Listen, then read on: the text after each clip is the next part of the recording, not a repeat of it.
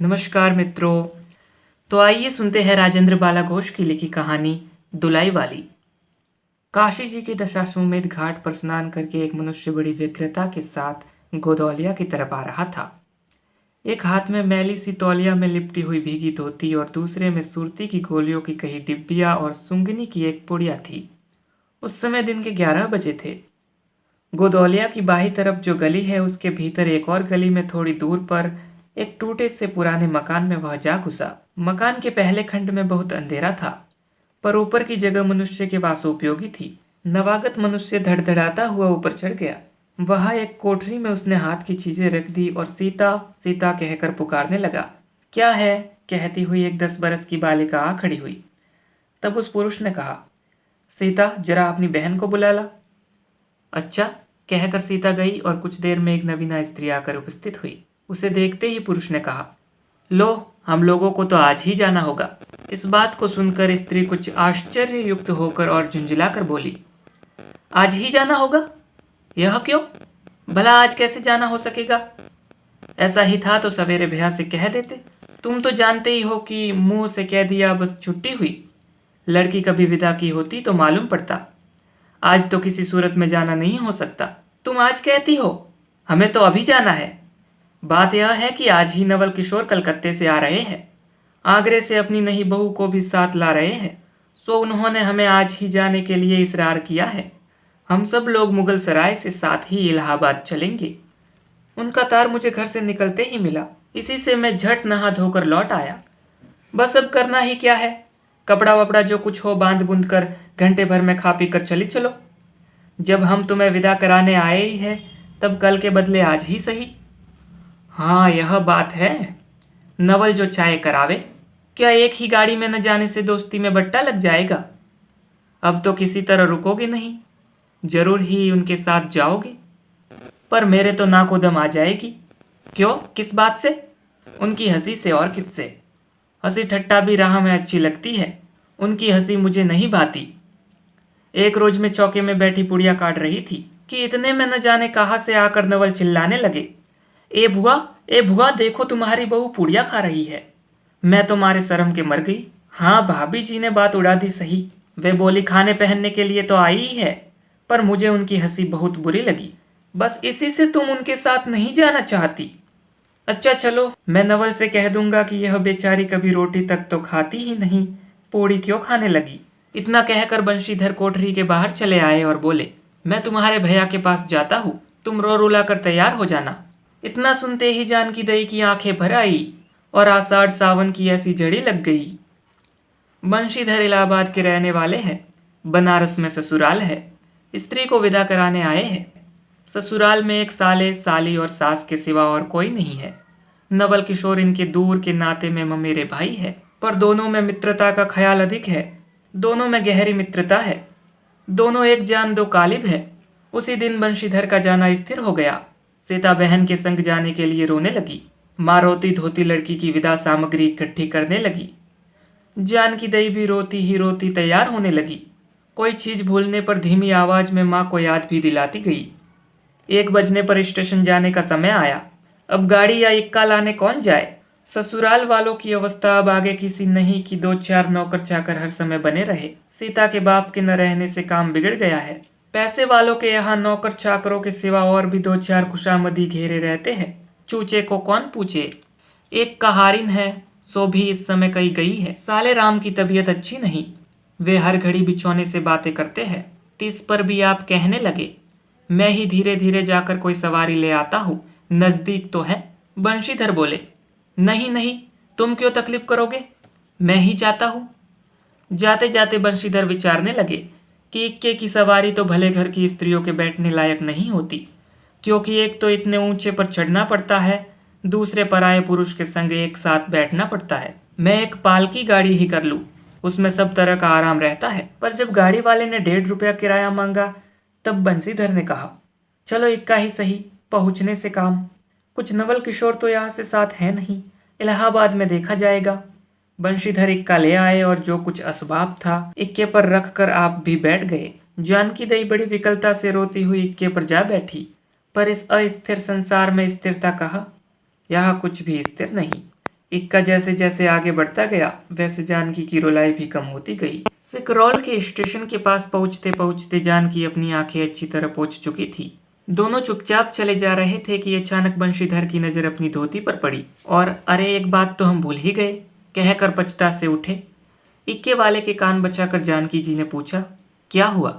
क्या कोई जरूरी चीज भूल आए? नहीं, एक देशी धोती पहन कर आना था, सो भूल कर विलायती ही पहनाए। नवल कट्टर स्वदेशी हुए हैं ना, वे बंगालियों से भी बढ़ गए हैं। देखेंगे तो दो चार सुनाए बिना न रहेंगे। और बात भी ठीक है, नाहक बिलायती चीजें मोल लेकर क्यों रुपए की बर्बादी की जाए। देशी लेने से भी दाम लगेगा सही, पर रहेगा तो देश ही में।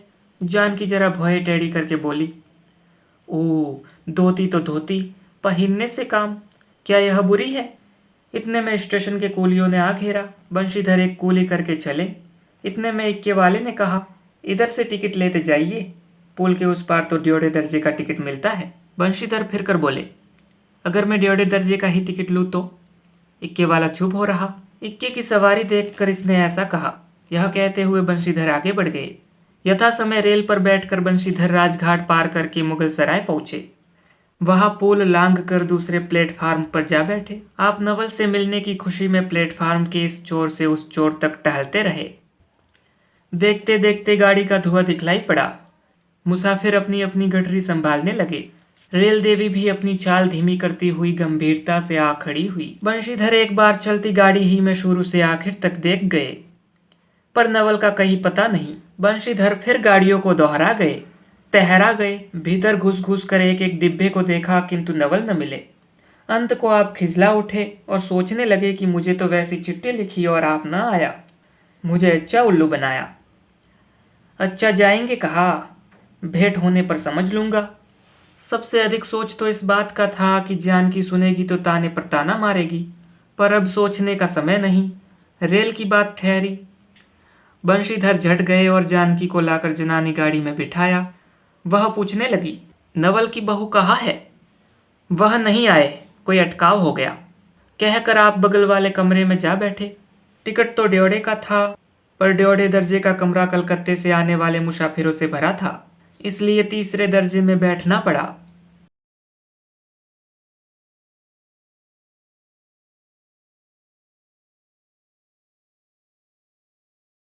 और न जाने क्या अगड़ बगड़ सोचते गाड़ी कई स्टेशन पार करके मिर्जापुर में पेटराम की शिकायत शुरू हुई। उसने सुझाया कि इलाहाबाद पहुंचने में अभी देर है। चलने के झंझट में अच्छी तरह उसकी पूजा किए बिना ही बंशीधर ने बनारस छोड़ा था, इसलिए आप झट प्लेटफार्म पर उतरे और पानी के बम्बे से हाथ मुंह धोकर एक खोंचे वाले से थोड़ी सी ताजी पूड़िया और मिठाई लेकर निराले में बैठ आपने उन्हें ठिकाने पहुंचाया। पीछे से जानकी की सुध आई। सोचा कि पहले पूछ ले तब कुछ मोल लेंगे, क्योंकि स्त्रियां नटखट होती हैं, वे रेल पर खाना पसंद नहीं करती। पूछने पर वही बात हुई। बंशीधर लौटकर अपने कमरे में आ बैठे। यदि वे चाहते तो इस समय ड्योढ़े में बैठ जाते, क्योंकि अब भीड़ कम हो गई थी, पर उन्होंने कहा थोड़ी देर के लिए कौन बखेड़ा करे। बंशीधर अपने कमरे में बैठे तो दो चार मुसाफिर अधिक देख पड़े। आगे वालों में से एक उतर भी गया था। जो लोग थे सब तीसरे दर्जे के योग्य जान पड़ते थे। अधिक सभ्य कोई थे तो बंशीधर ही थे। उनके कमरे के पास वाले कमरे में एक भले घर की स्त्री बैठी थी। वह बेचारी सिर से पैर तक ओढ़े, सिर झुकाए, एक हाथ लंबा घूंघट काढ़े, कपड़े की गठरी सी बनी बैठी थी। बंशीधर ने सोचा इनके संग वाले भद्र पुरुष के आने पर उनके साथ बातचीत करके समय बितावेंगे। एक दो करके तीसरी घंटी बजी। तब वह स्त्री कुछ अकचका कर थोड़ा सा मुंह खोल जंगले के बाहर देखने लगी। ज्यों ही गाड़ी छूटी वह मानो कांप सी उठी। रेल का देना लेना तो हो ही गया था, अब उसको किसी की क्या परवाह। वह अपनी स्वाभाविक गति से चलने लगी। प्लेटफार्म पर भीड़ भी न थी, केवल दो चार आदमी रेल की अंतिम विदाई तक खड़े थे। जब तक स्टेशन दिखलाई पड़ा तब तक वह बेचारी बाहर ही देखती रही। फिर अस्पष्ट स्वर में रोने लगी। उस कमरे में तीन चार प्रौढ़ा ग्रामीण स्त्रियां भी थी। एक जो उसके पास ही थी कहने लगी, अरे इनकर मनई तो ना ही आइलेन हो, देख हो रोवल करथइन। दूसरी, अरे दूसर गाड़ी में बैठा होइए। पहली, दूर बौरही, ई जनानी गाड़ी थेड़े है। दूसरी, तहु हो भलू तो कहूँ, कहकर दूसरी भद्र महिला से पूछने लगी, कौन गाँव उतरबू बेटा? मिर्जेपुरा छड़ी होउन, इसके जवाब में उसने जो कहा सो वह न सुन सकी। तब पहली बोली, हट हम पूछिला न, हम कहा कहाँ उतरबू हो, आए इलाहाबास। दूसरी, इलाहाबास कौन गाँव हो कोइया। पहली, अरे नाही जंगलू पयाग जी, जहां मनई मकर नहाए जाला। दूसरी, भला पयाग जी काहे न जानित, ले कहे के नाही, तोहरे पंच के धर्म में 4 दाही नहाए चुकी है, ऐसो हो सोमवारी। और गहन दखा दका लाग रहा तहुन तोहरे काशी जी नहाए गई रहे। पहली, आवे जाए की तो सब औते जाता बटले बाटिन, हुनिया साहित तो बेचारो विपत में न पड़त बाटीली। हे हम पंचा हई, राजघाट टिकस कटौली, मोंगल के सराय उतरली ह, होद पुनः चढ़ली ह। दूसरी, ऐसे एक दाई हम आवत रहे, एक मिली और मोरे संगे रही, दकौने टिशनिया पर उकर मलिकवा उतरे से कि जुरतइये गड़िया खुली। अब भैया उगरा फाड़ फाड़ नरियाए, ए साहब गड़िया खड़ी कर, ए साहेब गड़िया तनी खड़ी कर। भला गड़िया दही नाती काहे के खड़ी होए। पहली, वो मेहर रुवा बड़ी उजबक रहल, भला केहू के चिल्लाए से रेलियो को खड़ी होला। इसकी इस बात पर कुल कमरे वाले हंस पड़े। अब जितने पुरुष स्त्रियां थी, एक से एक अनोखी बातें कहकर अपने अपने तजुर्बे बयान करने लगी। बीच बीच में उस अकेली अबला की स्थिति पर भी दुख प्रकट करती जाती थी। तीसरी स्त्री बोली, टिकसिया पल्ले बाए के नाही, हे साहिबवा सुनी तो कलकत्ते ताही ले मसूलिया लई। अरे एहो तो नाही कि दूर से आवत रहले न फरागत के बदले उतर लेन। चौथी, हम तो इनके संगे के आदमी को देखबो न कियो गोइया। तीसरी, हम देखे रहली हो, मजे टोपी देहले रहलेन को। इस तरह उनकी बेसिर पैर की बातें सुनते सुनते बंशीधर उब उठे। तब वे उन स्त्रियों से कहने लगे, तुम तो नाहक उन्हें और भी डरा रही हो, जरूर इलाहाबाद तार गया होगा और दूसरी गाड़ी से वे भी वहां पहुंच जाएंगे।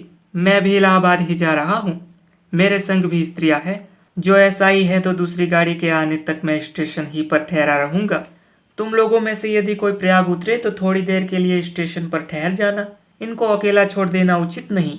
यदि पता मालूम हो जाएगा तो मैं इन्हें इनके ठिकाने के स्थान पर भी पहुंचा दूंगा।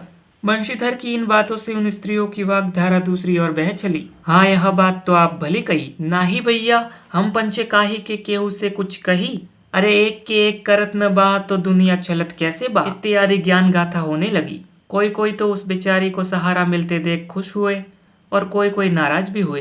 क्यों सो मैं नहीं बतला सकती। उस गाड़ी में जितने मनुष्य थे सभी ने इस विषय में कुछ न कुछ कह डाला था। पिछले कमरे में केवल एक स्त्री जो फरासी सी चींट की दुलाई ओढ़े अकेली बैठी थी, कुछ नहीं बोली। कभी कभी घूंघट के भीतर से एक आंख निकाल कर बंशीधर की ओर वह ताक देती थी और सामना हो जाने पर फिर मुंह फेर लेती थी। बंशीधर सोचने लगे कि यह क्या बात है, देखने में तो यह भले घर की मालूम होती है, पर आचरण इसका अच्छा नहीं। गाड़ी इलाहाबाद के पास पहुंचने को हुई। बंशीधर उस स्त्री को धीरज दिलाकर आकाश पाताल सोचने लगे। यदि तार में कोई खबर न आई होगी तो दूसरी गाड़ी तक स्टेशन पर ही ठहरना पड़ेगा, और जो उससे भी कोई न आया तो क्या करूंगा। जो हो, गाड़ी नैनी से छूट गई। अब साथ की उन अशिक्षित स्त्रियों ने फिर मुंह खोला, का भैया जो केहू बिना टिक्किस के आवत होए तो ओकरा का सजा होला। अरे ओंका ही नहीं चाहत रहा कि मेहरारू को तो बैठा दिलेन और अपुआ तउन टिक्किस लेई के चल दिएलेन। किसी किसी आदमी ने तो यहाँ तक दौड़ मारी कि रात को बंशीधर इसके जेवर चीन कर रपू चक्कर हो जाएंगे। उस गाड़ी में एक लाठी वाला भी था। उसने खुल्लम खुल्ला कहा, का बाबूजी कुछ हमरो साजा। इसकी बात पर बंशीधर क्रोध से लाल हो गए। उन्होंने उसे खूब धमकाया। उस समय तो वह चुप हो गया, पर यदि इलाहाबाद उतरता तो बंशीधर से बदला लिए बिना न रहता। बंशीधर इलाहाबाद में उतरे। एक बुढ़िया को भी वहां उतरना था। उससे उन्होंने कहा, उनको भी अपने संग उतार लो। फिर उस बुढ़िया को उस स्त्री के पास बिठाकर आप जानकी को उतारने गए। जानकी से सब हाल कहने पर वह बोली, अरे जाने भी दो, किस बखेड़े में पड़े हो। पर बंशीधर ने न माना। जानकी को और उस भद्र महिला को एक ठिकाने बिठाकर आप स्टेशन मास्टर के पास गए। बंशीधर के जाते ही वह बुढ़िया, जिसे उन्होंने रखवाली के लिए रख छोड़ा था, किसी बहाने से भाग गई। अब तो बंशीधर बड़े असमंजस में पड़े। टिकट के लिए बखेड़ा होगा, क्योंकि वह स्त्री बेटिकट है। लौट कर आए तो किसी को न पाया। अरे ये सब कहाँ गई, यह कहकर चारों तरफ देखने लगे, कहीं पता नहीं। इस पर बंशीधर घबराए। आज कैसी बुरी साइत में घर से निकले कि एक के बाद दूसरी आपत में फंसे चले आ रहे हैं। इतने में अपने सामने उस दुलाई वाली को आते देखा। तू ही उन स्त्रियों को कहीं ले गई है। इतना कहना था कि दुलाई से मुंह खोलकर नवल किशोर खिलखिला उठे। अरे यह क्या, सब तुम्हारी ही करतूत है। अब मैं समझ गया कैसा गजब तुमने किया है। ऐसी हंसी मुझे अच्छी नहीं लगती। मालूम होता है कि वह तुम्हारी ही बहू थी। अच्छा तो वे गई कहाँ? वे लोग तो पाल की गाड़ी में बैठी हैं, तुम भी चलो। नहीं, मैं सब हाल सुन लूंगा तब चलूंगा। हाँ यह तो कहे, तुम मिर्जापुर में कहाँ से आ निकले? मिर्जापुर नहीं, मैं तो कलकत्ते से, बल्कि मुगल सराय से तुम्हारे साथ चला आ रहा हूँ। तुम जब मुगल सराय में मेरे लिए चक्कर लगा रहे थे तब मैं ड्योढ़े दर्जे में ऊपर वाले बेंच पर लेटे तुम्हारा तमाशा देख रहा था। फिर मिर्जापुर में जब तुम पेट के धंधे में लगे थे मैं तुम्हारे पास से निकल गया, पर तुमने न देखा। मैं तुम्हारी गाड़ी में जा बैठा, सोचा कि तुम्हारे आने पर प्रकट हो जाऊंगा। फिर थोड़ा और देख ले, करते करते यहाँ तक नौबत पहुंची। अच्छा अब चलो, जो हुआ उसे माफ करो। यह सुन बंशीधर प्रसन्न हो गए। दोनों मित्रों में बड़े प्रेम से बातचीत होने लगी। बंशीधर बोले, मेरे ऊपर जो बीती सो बीती, पर वह बेचारी जो तुम्हारे से गुणवान के संग पहली ही बार रेल से आ रही थी बहुत तंग हुई। उसे तो तुमने नाहक रुलाया, बहुत ही डर गई थी। नहीं जी, डर किस बात का था? हम तुम दोनों गाड़ी में न थे? हाँ, पर यदि मैं स्टेशन मास्टर से इत्तिला कर देता तो बखेड़ा खड़ा हो जाता न। अरे तो क्या, मैं मर थोड़े ही गया था।